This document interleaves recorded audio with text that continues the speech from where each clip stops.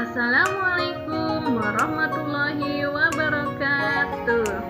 Selamat pagi anak-anak kelas 6. Hari ini kita bertemu lagi di hari Senin pertama di tahun ajaran pertama. Di mana kalian sekarang sudah duduk di kelas 6 sekolah dasar. Selamat yang sudah naik kelas. Semoga semangat belajarnya bisa lebih ditingkatkan lagi.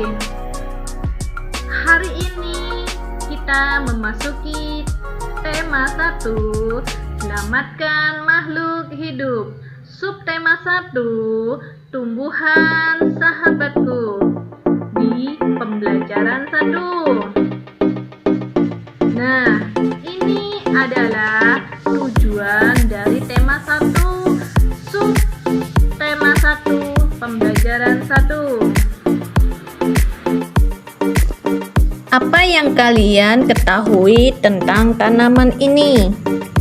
Apa manfaat dalam kehidupanmu? Apa yang ingin kalian ketahui tentang tumbuhan sebagai sumber makanan? Perhatikan gambar berikut ini. Hewan dan manusia memperoleh manfaat dari tumbuhan. Manfaat tumbuhan bagi manusia antara lain: yang pertama, sumber energi bagi manusia. Kedua, sumber vitamin untuk menjaga kesehatan tubuh. Ketiga, sumber oksigen untuk bernapas. Keempat, pengikat air tanah. Kelima, peneduh dan memperindah kehidupan di bumi. Apa manfaat tumbuhan bagi hewan? Nah, manfaat tumbuhan bagi hewan yaitu sebagai sumber energi bagi hewan tersebut. Tumbuhan merupakan sumber bagi kehidupan manusia dan hewan. Tumbuhan adalah produsen penghasil cadangan makanan dan sumber oksigen untuk bernapas dan melindungi bumi dari sengatan sinar matahari. Beberapa hal yang akan terjadi jika tidak ada tumbuhan adalah manusia dan hewan tidak memiliki sumber makanan, dan bumi akan gersang sehingga kehidupan akan berakhir. Nah, coba kamu pahami teks tentang tanaman jagung. Bagaimana jagung berkembang biak? Jagung merupakan salah satu tanaman yang dijadikan bahan makanan pokok di berbagai tempat, juga di Indonesia. Contohnya, penduduk Pulau Madura menjadikan jagung sebagai makanan pokoknya. Jagung merupakan salah satu tanaman penghasil karbohidrat yang sangat diperlukan oleh tubuh. Seorang petani jagung memulai pembiakan tanamannya dengan menanam biji jagung. Setelah 3-4 hari, bakal tanaman akan muncul di permukaan tanah. Tanaman jagung akan terus tumbuh menjadi besar. 3 hingga 3,5 bulan, buah jagung dapat dipanen oleh petani. Buah jagung yang berbentuk seperti tongkol pada mulanya berupa sekuntum bunga. Bunga jagung memiliki helai-helai rambut halus pada bagian ujungnya. Pada helai rambut tersebut terdapat tepung sari. Tepung sari akan terbang terbawa angin ketika angin bertiup. Tepung sari yang terbawa angin sebagian akan jatuh di kepala putik yang terletak di bagian bawah bunga pada pohon jagung yang lain. Ketika itu terjadi pembuahan. Bunga jagung tersebut terus berkembang hingga menjadi jagung. Perkembangan itu yang dapat diamati dari waktu ke waktu. Buah jagung akan siap dipanen ketika rambut jagung sudah berwarna kecoklatan dan bagian tongkolnya sudah mengering.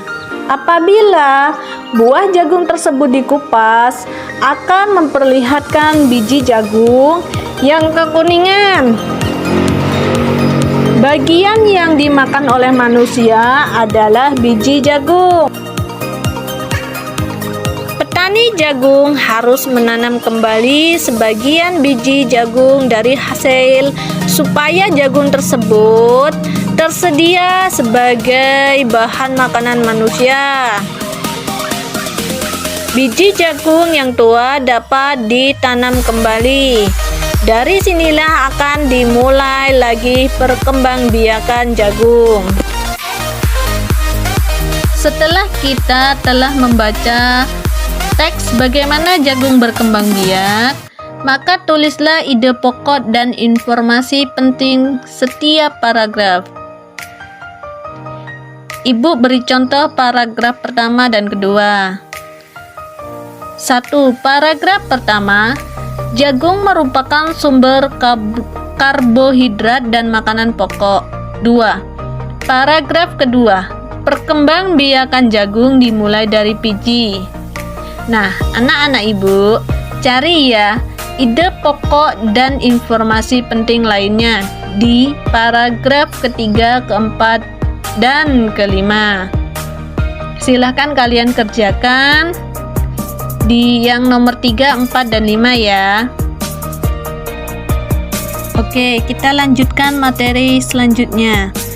Ini adalah gambar bunga lengkap yang disebut perkembangbiakan generatif atau secara kawin. Terjadi melalui proses penyerbukan dan pembuahan. Yang ke-1, bakal biji. Yang kedua, tangkai putik. Yang ketiga, kepala putik. Yang keempat, tangkai sari. Yang kelima, kepala sari. Yang keenam, mahkota. Yang 7, benang sari. 8, kelopak. 9, dasar bunga. Macam-macam penyerbukan. Pertama, penyerbukan sendiri, yaitu serbuk sari jatuh di kepala putik pada bunga yang sama. Kedua, penyerbukan tetangga, yaitu serbuk sari jatuh di kepala putik pada bunga yang masih satu tumbuhan. 3. Penyerbukan silang, yaitu serbuk sari jatuh di kepala putik pada bunga lain yang sejenis tetapi berbeda tumbuhan. 4. Penyerbukan bastar, yaitu serbuk sari jatuh di kepala putik pada bunga yang berasal dari tumbuhan yang berbeda varietasnya. Itulah 4 macam penyerbukan. Bunga yang indah bukan hanya tumbuh di Indonesia.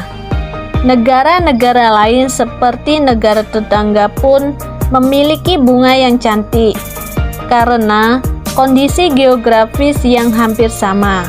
Bunga yang tumbuh tidak jauh berbeda jenisnya. Banyak negara lain yang memiliki persamaan dalam kehidupan sosial dan budaya.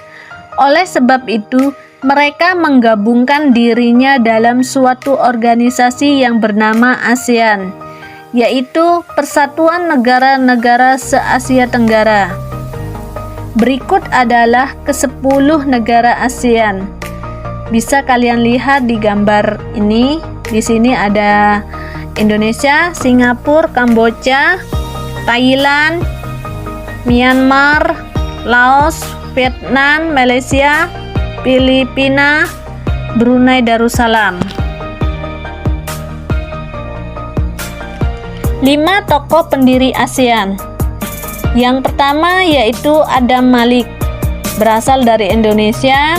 Kedua, Tuan Abdul Razak, berasal dari Malaysia. 3, Tahnat Koman, berasal dari Thailand. 4. S. Rajaratnam dari Singapura. 5. Narciso Ramos yaitu dari Filipina. Nah, selanjutnya kita akan membahas tentang kehidupan sosial budaya masyarakat ASEAN. Yang A itu mengenai Brunei Darussalam, yang B Malaysia, yang C Filipina, D Kamboja, E Myanmar, F Vietnam, G Laos, H Singapura, I Thailand. Nah, itu bisa kalian baca dari halaman 9 sampai halaman 13. Selanjutnya kalian baca juga di halaman 14 tentang wilayah Asia Tenggara dibagi menjadi 2 dataran, yaitu itu ada 2. Yang pertama dataran berbentuk semenanjung, dan yang kedua dataran berbentuk gugusan kepulauan. Jika kalian sudah membaca, silahkan kalian kerjakan itu halaman 14 yang nomor 1 sampai nomor 3 yang berbentuk diagram. Untuk hari ini Ibu rasa cukup pelajaran kita sampai di sini. Kita lanjut hari Selasa.